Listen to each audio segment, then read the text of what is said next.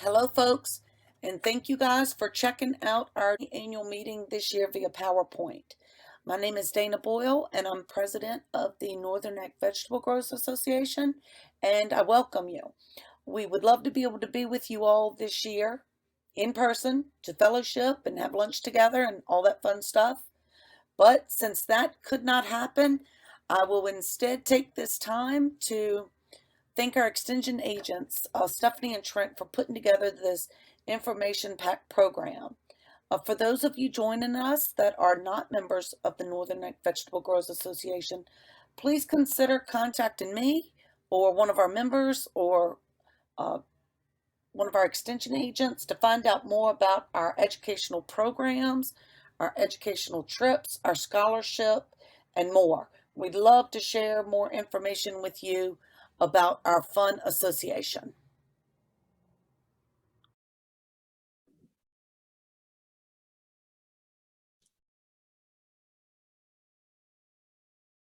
Good morning. Thanks for the invite to speak to the Northern Neck Vegetable Growers Association. Always enjoy the meeting. I can't wait to be back in person with everybody. I have actually two separate presentations. This one's going to cover everything except pumpkins, and then we have a pumpkin or cucurbit special presentation. Again, Steve Rideout, I'm a vegetable extension and research plant pathologist located in Blacksburg, was on the Eastern Shore for 15 years. Wanted to just give you a brief update on a few things that are going on. First of all, thanks to a lot of people that help. Work a lot with Dr. David Langston and Tidewater, VDEX, Virginia Ag Council for their support. You guys have some terrific agents in your area. I like to always thank the agents for their support and help, and the growers that allow us, onto the farms, and we learn so much from you. So again, thanks. Grad students and also undergraduate students and industry support that helps deliver the information to you. So I know broccoli is very important to the area, and it's one of our research objectives is to help with alternaria. We're on a large grant looking at this, and this disease really has been a problem the last 5 or 6 years. We are just now starting to get some great results on varieties and fungicides that can help. So we'll be having a slew of information within the next few months, next year or two, that will help with this problem. So I'm just going to give kind of an overview of what we currently recommend, and that's applications of Quadris Top alternated with Funtalis or Endura. So this gives us 3 mode of action. So we have some resistance, pretty safe to say we have some resistance to Quadris alone, but by adding in the difenoconazole, which is group 3, and Quadris Top, we do see better activity, and Funtalis and Endura will work as well. Preaxor would be another group 7, actually. We know there are cultivar differences. We are trying to actually have a study right now in the greenhouse trying to figure out exactly what some of those are and what they look like. And as always, don't forget about copper for bacterial rot. We can't forget that disease. It's always lurking in the background, and it's always worse when it's warm and wet. So, and spray timings are pretty crucial to start, a couple of weeks after transplanting at the latest, I would think. Tomato brown reverse fruit virus. I think you've heard me talk about this the last couple of years. On a international scope, it is there's becoming more and more of it. We're learning a lot about it. That's a great thing. It is mostly in greenhouse settings. It's more problematic in greenhouse. Now that doesn't mean that you can't have, the issue in the field. In fact, there was a recent field incident in the United States that they're trying to eradicate right now. Not in Virginia, but you can see some of the symptoms of this. It looks a lot, to me, it looks a lot like spotted wilt, and I don't really want to see it up close and personal, but in pictures, at least, it looks like tomato spotted wilt. And you have it on pepper as well.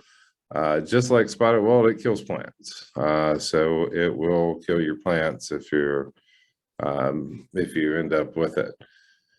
So it's only been with us since 2015, and it spread pretty quickly.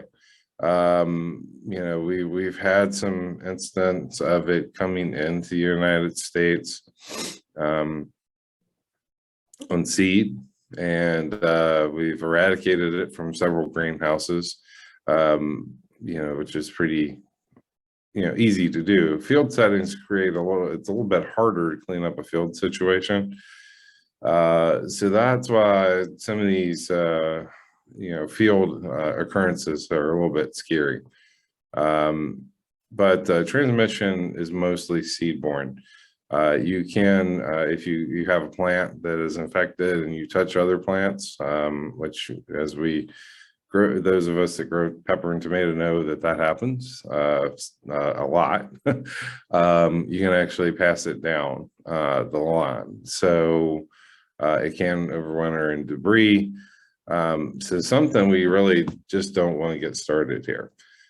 So what to do? Keep vigilant. I've had a lot of growers and agents that have contacted me and say, hey, I've got this going on. I'm just checking, make sure that it's not the virus, and I think that is important for us to keep vigilant and screening and looking for it.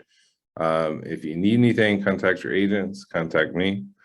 VDEX is also looking. Plant clinic here, we have tests for it. We don't want this in the Commonwealth. Moving on, I wanted to talk a little bit about nematodes. I think it's been a few years since we've talked about that. And a lot of times nematodes, it starts, or it will start in your field as a little low area, kind of like you see here. This is a snap bean. And you can see just a little bit of a light area, and a lot of times you don't even see, or you see that and you think, well, maybe water stood there, maybe there's compaction, maybe lightning struck, there are all kinds of things that can cause stunted plants or less than great growth. But the roots where the evidence is, at least for root knot. You can see these roots. These are actually those snaps that came out of that area. And you can see the root system just really galled up from nematodes. And this is root knot. This is what root knot does. There are a lot of other nematodes that don't cause these, and you'd have to take a soil sample, but root knot tells on itself.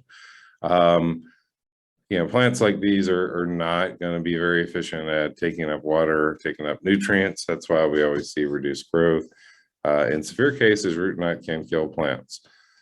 So I get a lot of questions about cover crops for root knot nematodes, in particular the brassicas. I think a lot of people know that brassicas can be used as a green biofumigant, and I wanted to talk a little bit about how to properly do that, because a lot of questions about it recently. So with brassica cover crop, you would plant in the fall.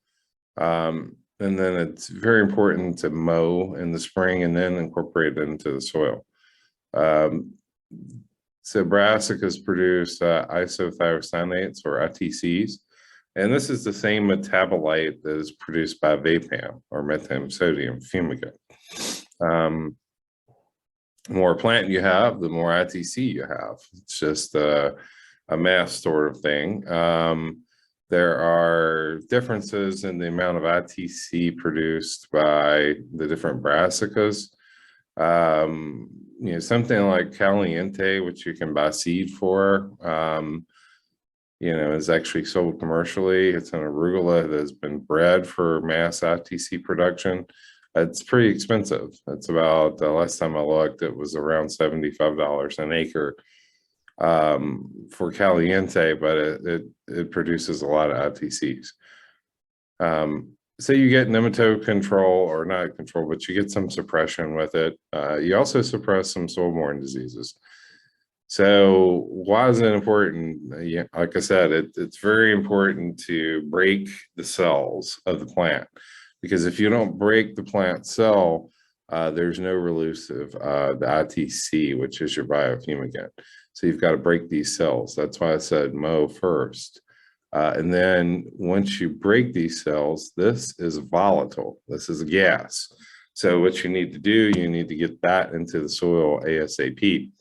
So you need to do some sort of plowing. Gas is going to rise. So whatever depth you plow to or turn the soil to is where you're going to get activity at. You don't want to deep plow, maybe something like a field cultivator across it. But again, you've got to get it into the soil. Rototiller would work great as well.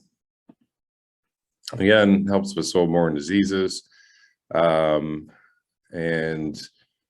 is a great start to the season. Again, it's not a silver bullet. It's not going to absolutely take care of everything.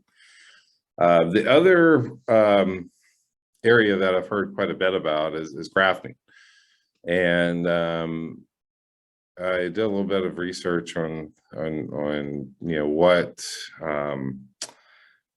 I get asked a lot. How expensive is it? How hard is it to do? So I did a little bit of looking around. You can become a grafting person, but for about $100, you can get the supplies that you need for grafting.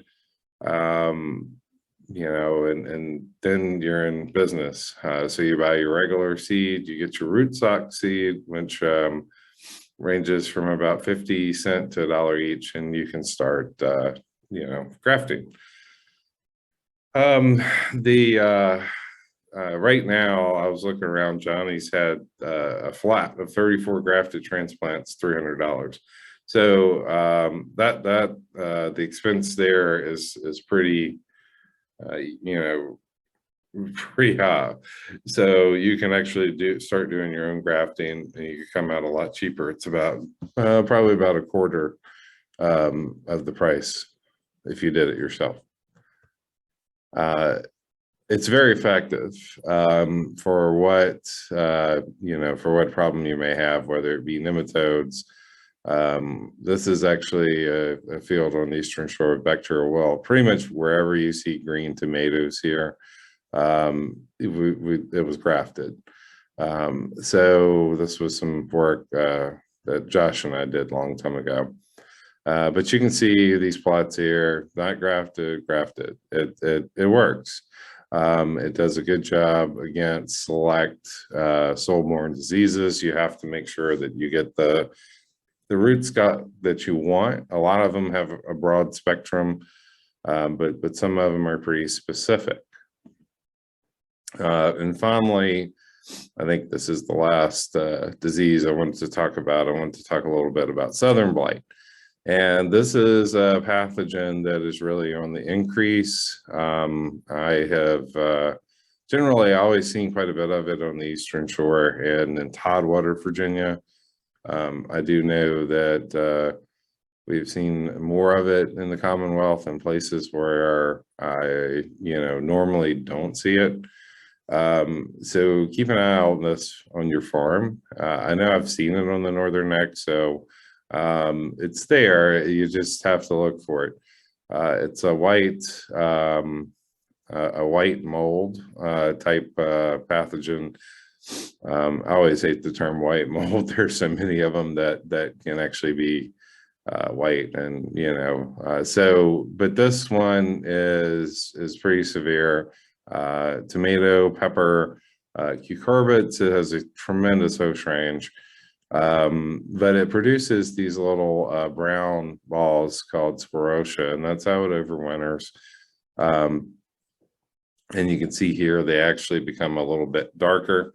So this is gives it the ability to reside within the soil for about 5 years, which is why it's a big problem. It's really persistent. If you see this, you're starting to have problems with this, please get in contact with your agent and me, and we can try to come up with some ideas to help with this. This is not something that we want to get going on your farm. It's just a really tough disease to deal with.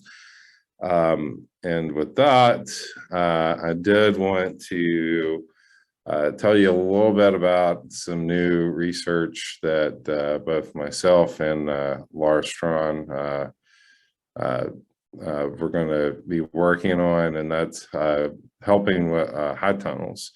We have over 800 high tunnels in the state of Virginia, and they've been in production now for some time. What we want to do, we want to make sure that we're not causing any problems with nematodes, other soil-borne diseases, that we're not having any buildups. We want to look and just check and make sure that we're still clean, and that we're not going to have some problems on the horizon. So again, all this is free. We just need to come out and we'll basically take samples for disease. And then we also have, as part of this grant, we can do some monitoring in your greenhouse to see what practices have impact on your relative humidity, your temperature. But anyway, on this, we have some loggers that we can utilize to help you figure out, okay, this is, if I do this, I get 10 degrees, et cetera. So anyway, you can contact me directly, or you can contact your local extension agent, either way, and we can talk to you and see what we can do. At some point, I'll coordinate coming out there with the agents, and we can sample and make sure that our high tunnels remain productive for a long period of time. So with that, thanks again. Appreciate your time today. And again, there is a second talk solely on pumpkins. So I hope everybody has a great holiday season, and I look forward to seeing you in person soon. Please take a moment to complete the brief survey links below. Your responses will give us a better understanding of how we are doing and how we may better serve your needs in the future.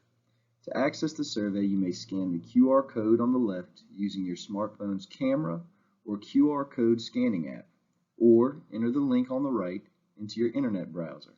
Thank you.